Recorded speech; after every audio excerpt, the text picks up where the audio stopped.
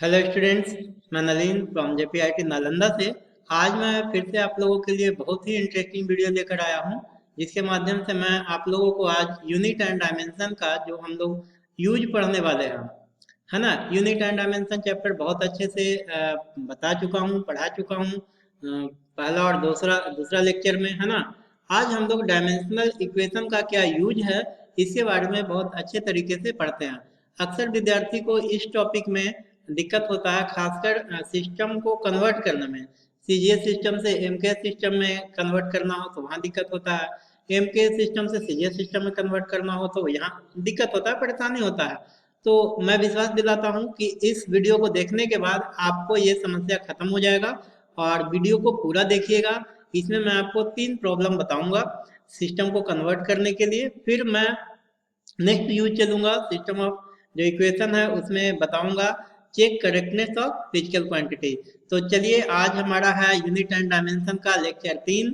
और इसमें जो भी फर्स्ट सेमेस्टर के मैकेनिकल, इलेक्ट्रिकल, कंप्यूटर साइंस और इलेक्ट्रॉनिक्स के विद्यार्थी हैं, एसवीटी से जितने भी फर्स्ट सेमेस्टर में बिलोंग करते हैं, यानी अप्लाइड फिजिक्स 1 जो भी पढ़ रहे हैं, उन लोगों के लिए काफी यह बेहतर और इफेक्टिव वीडियो होने वाला है। तो चलिए स्टार्ट करते हैं।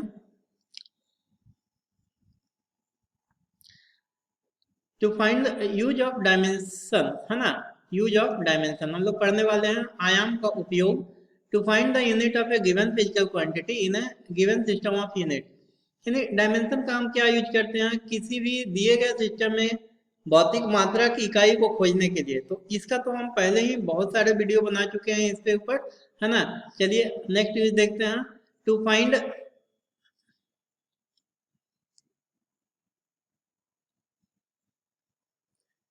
नेक्स्ट क्या था, to find dimension of a physical constant और कोफिशिएंट।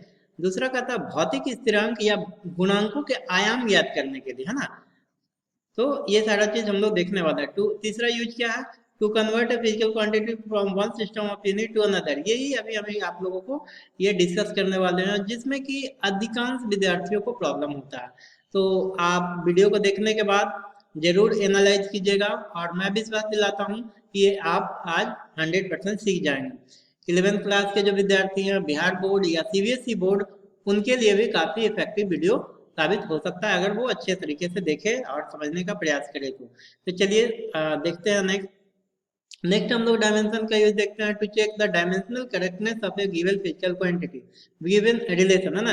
किसी दिए गए फिजिकल क्वांटिटी का इक्वेशन का डायमेंशनली करेक्ट है कि नहीं, उससे हम पता करते हैं, चेक करते हैं। यानी कि जैसे अगर हम बी बराबर यू प्लस ए डी लिखते हैं, तो इसको हम डायमेंशन से चेक करके बता सकते हैं कि वो इक्वेशन डायमेंशनली करेक्ट है या नहीं। अब देखिए यहाँ पे लिखा हुआ है शारीरिक संबंध, तो इसको गलत मत समझिएगा ना, क्योंकि फिजिकल रिलेशन को हिंदी में यही बोला जाता है, लेकिन यह चूंकि ट्रांसलेट किया हुआ है, तो यहाँ पे भौतिक राशियों से संबंधित सारा बात हम लोग करते हैं ना।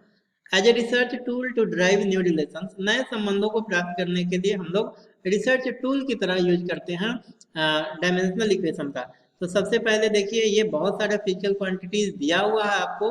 ये सारे फिजिकल क्वांटिटीज को आप कॉपी में नोट कर लेंगे और याद कर लेंगे, क्योंकि जब तक फिजिकल क्वांटिटी का डायमेंशन आपको मालूम नहीं होगा, आप किसी भी फिजिकल क्वांटिटी को एक सिस्टम से दूसरे सिस्टम में कन्वर्ट नहीं कर पाएंगे। यानी कि कन्वर्ट करने के लिए डायमेंशनल इक्वेशन को याद रखना बहुत जरूरी है। तो यहाँ पे देखिए हम बहुत सारे लिस्टिंग कर चुके हैं, और इसमें आपको लगभग 50 प्लस आपको मिल जाएंगे फिजिकल क्वांटिटीज। और ये देखिए 50 से ऊपर 61 फिजिकल क्वांटिटीज हैं।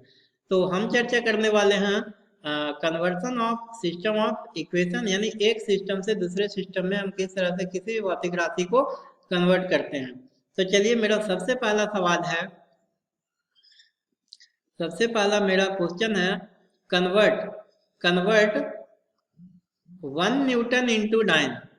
तो 1 न्यूटन को हमको डाइन में कन्वर्ट करना है। बहुत ही इंपॉर्टेंट और बहुत ही आसान सवाल है, और कई बार एसवीटी बोर्ड में ये सवाल पूछा गया है।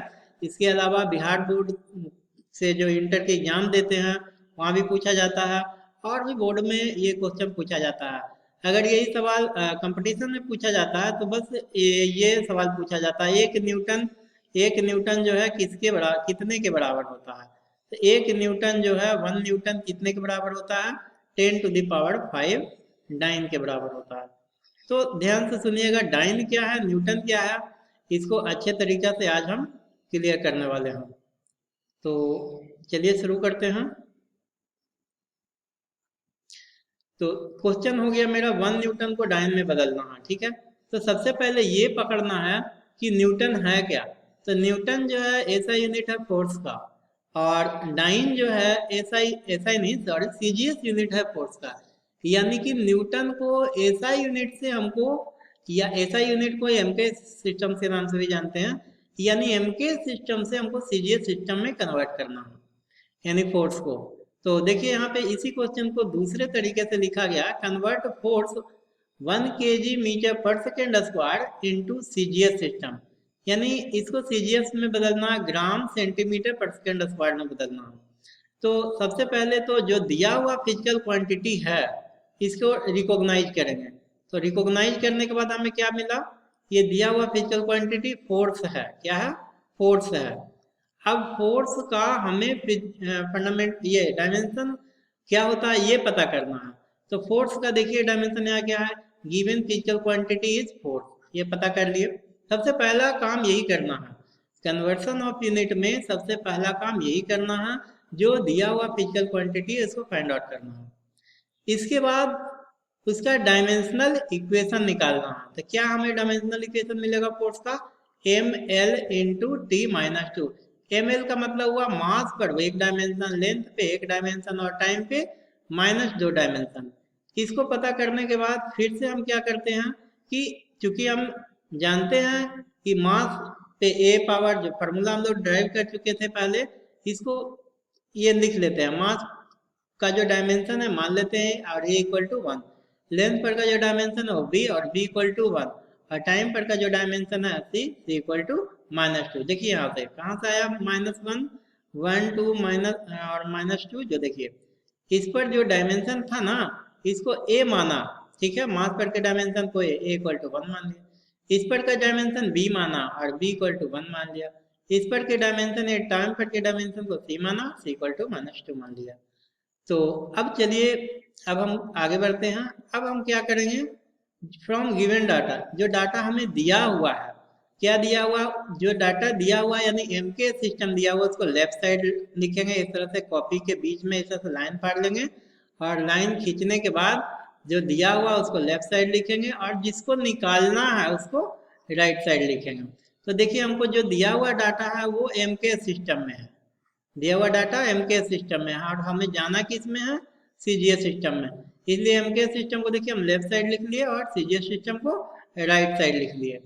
अब क्या करेंगे, जो 3 फंडामेंटल फिजिकल क्वांटिटी कॉमन है उनका हम लिस्ट तैयार कर लेंगे। उनका हम लिस्ट तैयार कर लेंगे। जैसे मास है, तो मास को एम के सिस्टम में किलोग्राम में मेजर करते हैं, और 1 किलोग्राम कितने के बराबर होता है, 1000 ग्राम के बराबर। लेंथ को एम के सिस्टम में मीटर में मेजर करते हैं, और 1 मीटर किसके बराबर होता है, 100 सेंटीमीटर के बराबर। टाइम को एम के सिस्टम में हम लोग सेकेंड में मेजर करते हैं, और तीनों सिस्टम में टाइम को हम लोग सेकेंड में ही मेजर करते हैं, तो वो उसी सेकेंड में ही रहेगा। और जो दिया हुआ है N1 इक्वल टू 1 न्यूटन दिया हुआ, देखिए इसको भी लिखना जरूरी है। यहाँ पे 1 न्यूटन कुछ भी हो सकता था, 5 या 10 न्यूटन भी हो सकता था N1 की जगह पर, तो यहाँ पे लिखना जरूरी है। इसके बाद सीजीएस सिस्टम में हमको कन्वर्ट करना है, तो M2 यानी मास को किस चीज में मेजर करते हैं सीजीएस में, ग्राम में लिख दिए। लेंथ को किस चीज में, सेंटीमीटर में, वो भी लिख दिए। और N2 हमें फाइंड आउट करना है। इतना करने के बाद अब हम एक सिंपल सा फॉर्मूला लगाते हैं। वो फार्मूला क्या है सिंपल सा, जो देखिए यहाँ पे, वो सिंपल सा फार्मूला है N1U1 इक्वल टू N2U2, और इसको हम लोग N2 बराबर लिखते हैं N1 इंटू M1 बटे M2 पावर ए है, L1 बटे L2 पे पावर बी, और T1 बटे T2 पे पावर सी। देखिए यही फार्मूला आपको यहाँ लिखा हुआ है बहुत अच्छे और क्लियर तरीके से। अब क्या करेंगे, अब जो है हम बारी बारी से सभी का इसमें मान पुट कर देंगे, है ना। देखिए सबका मान पुट कर देंगे इसमें। मान पुट करने के बाद देखिए यहाँ पे m1 बटे m2, l1 बटे l2 और t1 बटे t2।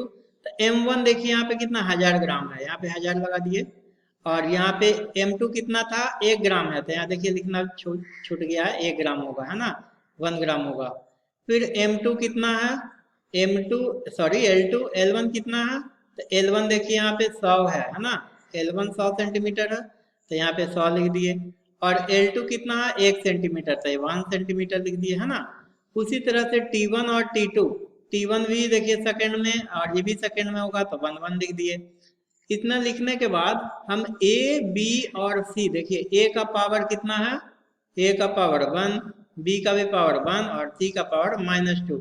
यहाँ पे सबका पावर लिख दिए। देखिए यहाँ पे A का वैल्यू 1 था तो लिख दिए, B का वैल्यू 1 था तो L के डायमेंशन पे लिख दिए, और C का वैल्यू -2 था तो यहाँ पे लिख दिए। अब देखिए क्या, इसको कैलकुलेट कर दीजिए। इसको लिख सकते हैं, देखिए 10 से पावर 3, और इसको लिख सकते हैं, चूंकि यहाँ पे 1 है, गुना कीजिएगा तो वही रहेगा। अब इसको हम लिख सकते हैं 10 से पावर 2 गुना 10 से पावर 2, तो कितना हो गया 3 और 2 5, यानी कितना हो गया 10 से पावर 5। तो क्या कर सकते हैं, 1 न्यूटन जो है कितने के बराबर आ जाएगा, 10 से पावर 5 डाइन के बराबर। और एक डाइन कितने बराबर होता है, तो ग्राम सेंटीमीटर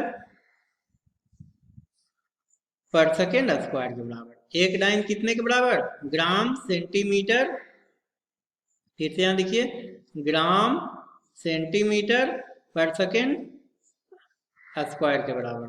समझ में आया। तो ये था हमारा 1 न्यूटन को किस तरह से डाइन में बदलते हैं उसका क्वेश्चन। चलिए और भी हम नेक्स्ट सवाल को करते हैं, बहुत ही इंटरेस्टिंग सवाल है। नेक्स्ट सवाल है हमारा, कन्वर्ट 1 जूल इनटू अर्ग, यानी 1 जूल को हमको अर्ग में बदलना है। 1 जूल को किस चीज में बदलना है, अर्ग में। तो बहुत ही आसान सवाल, बहुत ही इजी सवाल है। तो सबसे पहले हम क्या करेंगे, एक डाटा एक दिया हुआ और जूल दिया हुआ, तो जूल यहाँ से पकड़ेंगे। जूल किसका यूनिट है, जूल इज दी ऐसा यूनिट ऑफ एनर्जी, है ना, ऊर्जा का यूनिट है। तो सबसे पहले हम ऊर्जा का डायमेंशन लिख लेंगे। तो कहता है let us convert 1 joule into अर्ग, है ना, 1 जूल को अर्ग में हमें बदलना है। तो देखिए देखिए यहाँ पे लिखा हुआ जूल इज ऐसा यूनिट ऑफ अर्ग एंड अर्ग is the CGS unit of energy, है ना, सॉरी जूल इज ऐसा यूनिट ऑफ एनर्जी, है ना। जो ऊर्जा का जो ऐसा यूनिट होता है जूल होता है, और ऊर्जा का जो सीजीएस यूनिट होता है वो अर्ग होता है। तो हमें फिर से क्या दे दिया, ऐसा यूनिट से सीजीएस यूनिट में कन्वर्ट करना है ना। ऐसा यूनिट को ही हम एक एमके सिस्टम के नाम से जानते हैं, यानी एमके सिस्टम से सीजीएस सिस्टम में हमें कन्वर्ट करना है। तो सबसे पहले ये चीज तो हमें पता चल गया कि हमको कन्वर्ट किसको करना है। तो कन्वर्ट करना है हमें एनर्जी को। अब एनर्जी को कन्वर्ट करना है तो ऊर्जा का सबसे पहले हमें डायमेंशनल फार्मूला जानना बहुत जरूरी है। तो हम लोग पहले भी बता चुके हैं ऊर्जा का dimensional formula mL2 T inverse 2, यही होता है ना। एनर्जी का kinetic energy, potential energy, torque, work done, इसका हम एक स्पेशल वीडियो बनाए हैं और बहुत सारे लोग इसको लाइक किए हैं, देखे हैं। अगर जिनको इसमें कंफ्यूजन है तो प्लीज जाकर के एक बार वीडियो को देख लीजिएगा, बाकी बहुत सारे कंसेप्ट इसमें आपको क्लियर हो जाएगा। इसमें वर्क डन है, काइनेटिक एनर्जी है, टॉर्क है, पोटेंशियल एनर्जी है, सारे का डायमेंशनल इक्वेशन यही सेम होता है। तो चलिए अब हम लोग को ये चीज पता चल गया, अब हम लोग इसका डायमेंशन को कैलकुलेट कर लेते हैं। तो देखिए मास पे कितना डायमेंशन है 1, तो क्या लिख लिए a इक्वल टू 1। लेंथ पे कितना डायमेंशन है 2, तो b इक्वल टू 2 लिख लिए। टाइम पे कितना डायमेंशन है -2, c इक्वल टू -2 लिख लिए। अब क्या करने वाले हैं कि क्या बताए थे कि बीच में लाइन खींचना है। तो देखिए यहाँ भी लाइन खींच लिया गया, है ना। और जो दिया हुआ है, यानी हमको दिया हुआ है एमके सिस्टम या ऐसा ही सिस्टम, तो एम के सिस्टम को इधर लिख लेंगे और जिसमें जाना है उसको इधर लिख लेंगे सीजीएस सिस्टम को। अब जो कॉमन 3 फंडामेंटल फिजिकल क्वांटिटी है उसका लिस्टिंग करेंगे। तो लिस्टिंग देखिए यहाँ पे कर दिए। मास को हम लोग किस में मेजर करते हैं, केजी में, और 1 केजी 1000 ग्राम के बराबर होता है। लेंथ को किस चीज में मेजर करते हैं? मीटर में। 1 मीटर 100 सेंटीमीटर के बराबर होता है ना। टाइम को सेकंड में, और दिया हुआ देखिए जूल, 1 जूल दिया हुआ ना, यहाँ पे देखिए 1 लिखा हुआ, 1 जूल, इसीलिए हम यहाँ पे 1 ले लिए। अब आ जाइए सीजीएस सिस्टम में मास को ग्राम में मेजर करते हैं तो 1 ग्राम, लेंथ को सेंटीमीटर में मेजर करते हैं तो 1 सेंटीमीटर, और टाइम को सेकंड में मेजर करते हैं तो 1 सेकंड। और चूंकि N2 तो हमें निकालना है, अब हमने क्या बताया था कि फॉर्मूला पुट कर देना है, N2 बराबर N1 M1 बाई M2 पे पावर A, L1 A है, L1 बाई L2 पे पावर B, और T1 बाई T2 पे पावर C। चलिए नेक्स्ट स्लाइड में देखते हैं। तो बहुत अच्छे तरीके से देखिए वही उसी फार्मूला को अप्लाई किया गया। ये क्या बताया अभी? N1 बाई N2 बराबर N1 into M1 by M2 पे power A, L1 by L2 पे power B, T1 by T2 power C। अब देखिए M1 चूंकि मेरा क्या था, केजी में था, है ना, और 1 केजी कितने के बराबर था? तो 1000 ग्राम के बराबर। देखिए 1 केजी था 1000 ग्राम के बराबर, तो यहाँ 1000 लिख लिए। इसको मिटा लेते हैं। तो देखिए यहाँ पे 1000 था, अब यहाँ पे हमने ये 1000 पुट कर दिया, ठीक है। और चूंकि M2 क्या था, ग्राम में था, तो देखिए M2 एक था, इसलिए यहाँ पे हम क्या पुट कर दिए? 1 पुट कर दिए। उसी तरह से L1 क्या था, 100 सेंटीमीटर, यहाँ 100 पुट कर दिए। L2 1 था तो 1 पुट कर दिए। T1 T2 तो 1 था। अब हम लोग देखते हैं डायमेंशन। तो डायमेंशन क्या था? मास पर 1 डायमेंशन, लेंथ पर 2 डायमेंशन, और टाइम पे -2 डायमेंशन। तो यहाँ भी हम देखिए मास पे 1 डायमेंशन पुट कर दिए, यहाँ ध्यान दीजिएगा 1 है, लेंथ पे 2 है, और इस पे -2 है। अब हम क्या करेंगे कि पूरे के डायमेंशन को यानी पावर को इक्वेट कर देंगे। तो देखिए इसको हम लिख सकते हैं 10 पे पावर 3, क्योंकि 1000 है, और इस पे क्या लिख सकते हैं? 10 पे पावर 2, और इसके ऊपर जो है देखिए स्क्वायर लगा हुआ है, तो टोटल क्या हो जाएगा? 10 से पावर 3 गुने 10 से पावर 2 और 2 4। तो क्या जानते हैं गुना में पावर जुड़ता है, क्या आ जाएगा? 10 से पावर 7। तो क्या आ गया? 1 जूल जो था वो 10 से पावर 7 अर्ग के बराबर आ गया। तो बहुत ही आसान और बहुत ही अच्छे तरीके से आपको ये समझाया गया। जिनको जो पूरा वीडियो देखे होंगे, मुझे विश्वास है कि उनको अच्छे तरीके से समझ में आ गया होगा।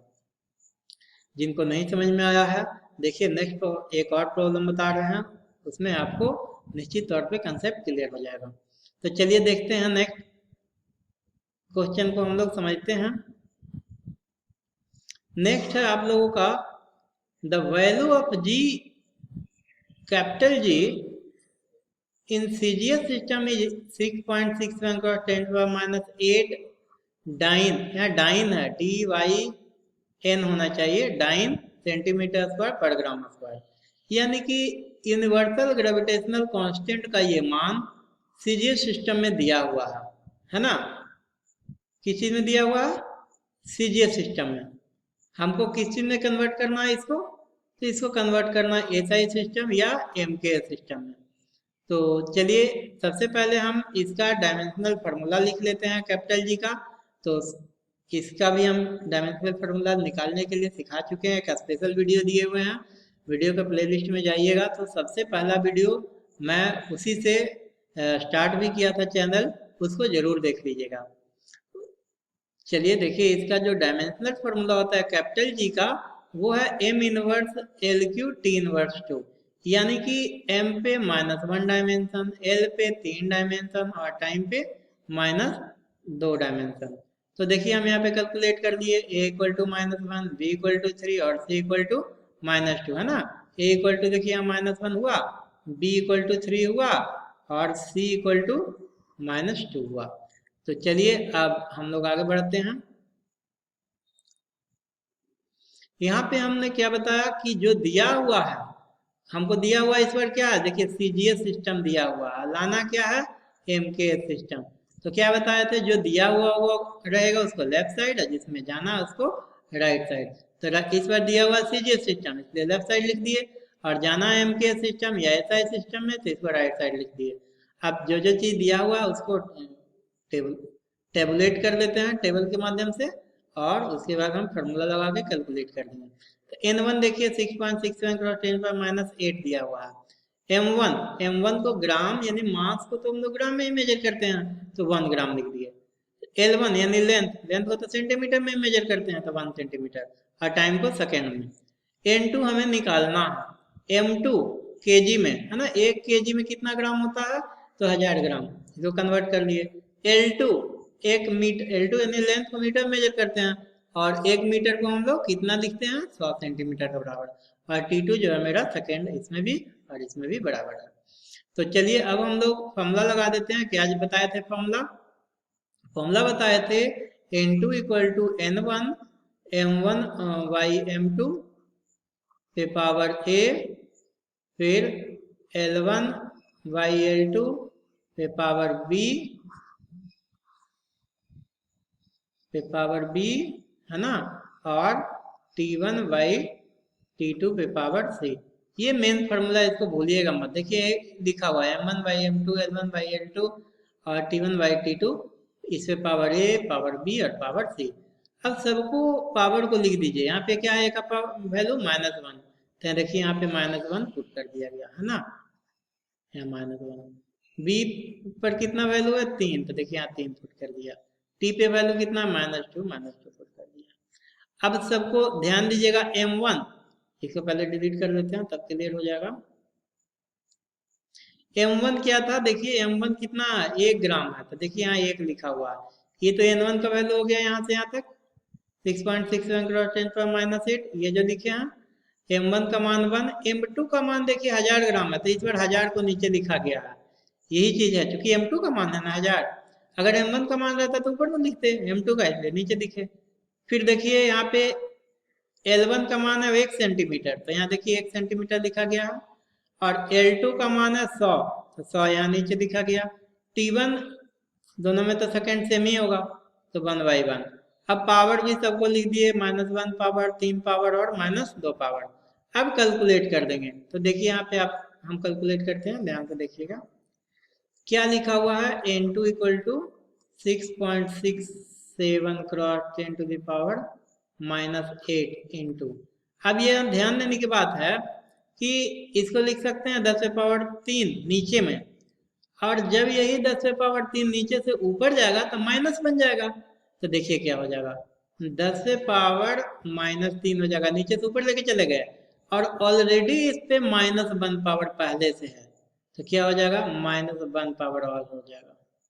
उसके बाद यहाँ पे देखिए क्या होगा, 10 से पावर 100 को 10 टू द पावर 2 लिखेंगे नीचे से, और नीचे से जब ऊपर जाएगा तो क्या लिखेंगे 10 टू द पावर -2, और 3 पावर पहले से बैठा हुआ 3 पावर। टाइम तो 1 कैंसिल हो जाएगा, 1 का स्क्वायर करेंगे तो वही चीज रह जाएगा। तो इसको लिखिए या ना लिखिए कोई फर्क नहीं पड़ता। अब चलिए कैलकुलेट कर लेते हैं। क्या आ गया, 6.67 cross 10 to the power -8 into 10 to the power -3 और -1, तो 3 पावर हो गया, ये माइनस माइनस प्लस, गुने 10 टू दी पावर -2 इंटू 3, तो -6 हो जाएगा। अब सब पावर को कैलकुलेट कर दीजिए, तो क्या हो जाएगा, 6.67 क्रॉस 10 टू दी पावर -8 गुने कितना हो गया, गुना पावर जुटता है तो -8 पावर -6 पावर ये, और प्लस 3 पावर, इसको हटा दीजिए, तो टोटल कितना हो गया 6.67 क्रॉस 10 टू द पावर 8 और 6 14, 14 में से 3 गया प्लस 3 तो 11, यानी -11। तो देखिए यहाँ पे फाइनल आंसर भी आया 6.67 cross 10 to -11 newton metre square per KG square. तो इस तरह से हम लोग एमके सिस्टम से सीजीएस सिस्टम में कन्वर्सन आसानी से कर लेते हैं, और बहुत ही आसान तरीके से। एमके सीजीएस सिस्टम में क्या दिया हुआ था, 6.67 cross 10 to the power -8 dyne centimetre per second square. इसी का एमके सिस्टम में क्या आ गया, 6.67 cross 10 to the power -11 newton metre square per KG square, है ना। सॉरी, यहाँ पे आ गया डाइन सेंटीमीटर स्क्वायर पर ग्राम स्क्वायर होगा, सॉरी, ये लगता है पहले भी कभी मिस्टेक से हम बोल दिए होंगे, तो इसको ध्यान दीजिएगा। 9 सेंटीमीटर पर ग्राम स्क्वायर होगा, और यहाँ Newton metre square per KG square. तो मेरे हिसाब से आप लोगों को सिस्टम ऑफ कन्वर्सन में कोई कंफ्यूजन नहीं होना चाहिए। और एक बार नहीं 2 बार वीडियो को जरूर देखिए, क्योंकि 1 से 2 बार देखिएगा तभी समझ में आएगा। चलिए अब हम लोग देखते हैं नेक्स्ट, कन्वर्सन ऑफ यूनिट।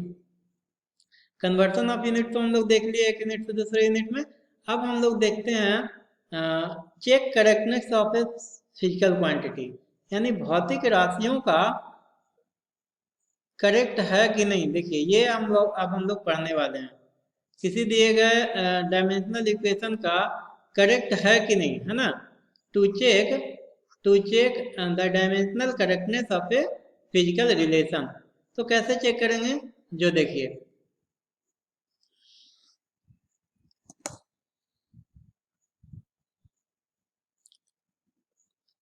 देखिए यहाँ पे 3 इक्वेशन दिया हुआ है, बहुत ही आसान इक्वेशन है ये तीनों।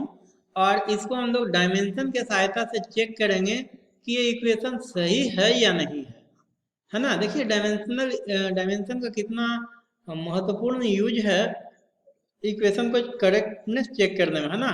To check the dimensional correctness of a given physical relation, किसी दिए गए फिजिकल क्वांटिटी का शुद्धता की जांच करना। यहाँ पे फिर से शारीरिक संबंध, है ना। मतलब कि फिजिकल रिलेशन को तो ट्रांसलेट करते हैं तो वही आता है, लेकिन आप इस चीज को अंडरस्टैंड कीजिए, समझिए कि यहाँ पे इक्वेशन का करेक्टनेस चेक करना है। तो देखिए यहाँ पे v क्या है, वेलोसिटी, u v क्या है, वेलोसिटी, ये क्या है, एक्सेलरेशन, और t क्या है, टाइम। तो v एक्चुअली में फाइनल वेलोसिटी है, u इनिशियल वेलोसिटी है, a एक्सेलरेशन और t टाइम है। तो सारे का डायमेंशनल इक्वेशन सेम आना चाहिए, जो लेफ्ट साइड है वही राइट साइड प्रत्येक फिजिकल क्वांटिटी का आना चाहिए।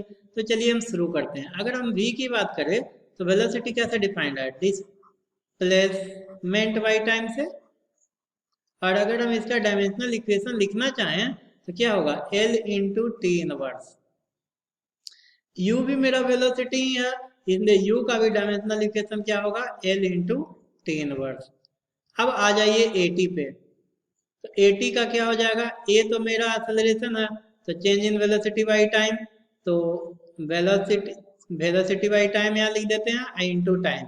तो देखिए टाइम से टाइम कट गया, तो फिर तो वेलोसिटी ही आ गया। अब वेलोसिटी के लिए क्या डायमेंशनल इक्वेशन यूज करेंगे, L इंटू टी इनवर्स। तो ध्यान दीजिएगा, v बराबर u प्लस ए टी में v का डायमेंशनल इक्वेशन क्या आ गया, L into T inverse. u का भी L इंटू टी इनवर्स, एक at का भी L इंटू टी इनवर्स। तो हम क्या देख रहे हैं, जो लेफ्ट साइड मेरा फिजिकल क्वांटिटी है, राइट साइड के प्रत्येक फिजिकल क्वांटिटी का वही डायमेंशन आ रहा है। यानी जो dimension left side physical quantity में है ना। यानी यहाँ भी देखिए डायमेंशन एल टी इनवर्स, यहाँ भी एल टी इनवर्स, और यहाँ भी एल टी इनवर्स। तो हम कह सकते हैं this equation is dimensionally correct. चलिए अब हम लोग देखते हैं नेक्स्ट डायमेंशनल फिजिकल क्वांटिटी को डायमेंशन के सहायता से चेक करते हैं कि ये डायमेंशनली करेक्ट है कि नहीं। तो ले लेते हैं एस बराबर U T plus half A T square. तो एस बराबर U T plus half A T square में एस क्या है, डिस्प्लेसमेंट। और डिस्प्लेसमेंट को किस चीज में मेजर करते हैं, लेंथ में, है ना, मीटर में। और मीटर का यूनिट क्या होता है, मीटर के लिए डायमेंशन क्या लिखते हैं, एल। तो अगर हमारा एस का डायमेंशन एल आ रहा है तो इसका भी डायमेंशन एल, और इसका भी डायमेंशन एल आना चाहिए।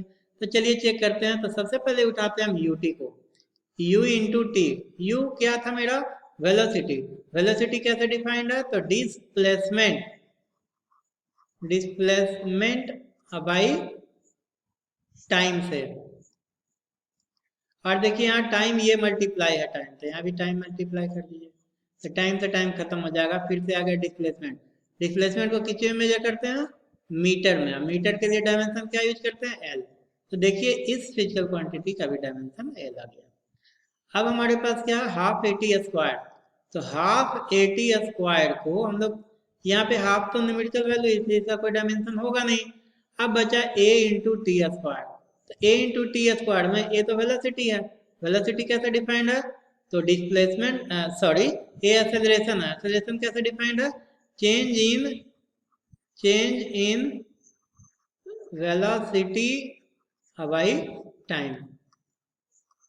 और देखिए यहाँ टाइम स्क्वायर पहले से है तो कर देते हैं टी स्क्वायर लिख दीजिए। तो देखिए एक टी से एक टी कट जाएगा तो क्या बचेगा यहाँ पे, यहाँ लिख देते हैं डिस्प्लेसमेंट इनटू टाइम बच जाएगा, है ना। सॉरी डिस्प्लेसमेंट नहीं, वेलोसिटी इनटू टाइम बच जाएगा, वेलोसिटी इनटू टाइम, क्योंकि चेंज इन वेलोसिटी था ना ये, तो वेलोसिटी इनटू टाइम बचेगा। अब वेलोसिटी कैसे डिपेंड है, तो डिस्प्लेसमेंट वाई टाइम से इनटू ई वाला टाइम, तो कट गया, तो खाली क्या बचा है, डिस्प्लेसमेंट। डिस्प्लेसमेंट को किस चीज में मेजर करते हैं, मीटर में, मीटर के लिए डायमेंशन एल। तो देखिए इसका भी डायमेंशन फिर से क्या आ गया, एल आ गया। तो इसमें भी हम कह सकते हैं कि ये जो इक्वेशन है मेरा डायमेंशनली क्या है, करेक्ट है। डायमेंशनली मेरा इक्वेशन करेक्ट है, क्योंकि प्रत्येक फिजिकल क्वांटिटी का डायमेंशन क्या रहा, सेम। इसका भी एल आ रहा है, इसका भी एल आ रहा है, और इसका भी डायमेंशन एल ही आ रहा है। तो चलिए अब हम लोग देखते हैं नेक्स्ट फिजिकल क्वांटिटी का, वी स्क्वायर बराबर यू स्क्वायर प्लस 2as का। बहुत ही आसान है, वी स्क्वायर बराबर यू स्क्वायर प्लस 2as।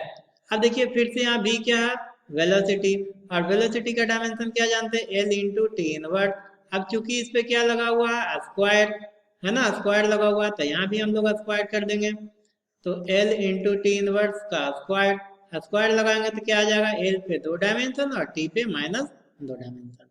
अब चूंकि ये भी वेलोसिटी ही है, यू इनिशियल वेलोसिटी, तो इसका भी डायमेंशन क्या आ जाएगा, एल पे पावर 2 और टी पे पावर -2। अब चलिए हम इसका देख लेते हैं, 2as का, 2as। तो 2as में 2 तो न्यूमेरिकल वैल्यू है, इसलिए इसका कोई डायमेंशन होगा नहीं। बाकी बचा एक्सेलरेशन। तो एक्सेलरेशन कैसे डिफाइंड है, change in velocity by time. और ये चूंकि डिस्प्लेसमेंट है, तो डिस्प्लेसमेंट को हम लोग क्या लिखते हैं, मीटर में, तो यहाँ लगा दीजिए मीटर। अब क्या करेंगे, चेंज इन वेलोसिटी है, तो वेलोसिटी का क्या होता है हमारा dimensional formula, L into T inverse. देखिए नीचे एगो टी हो जाएगा, एगो ये मीटर जो अभी यहाँ पे एस था, इसके चलते एगो एल यहाँ पे आ जाएगा। तो क्या हो जाएगा, एक पावर एल पर यहाँ, एक पावर एल पे यहाँ, तो एल पे 2 पावर, और टी पे कितना, -1 पावर ऊपर में, नीचे से एक पावर -1 के जाएगा, तो ये भी -2 पावर।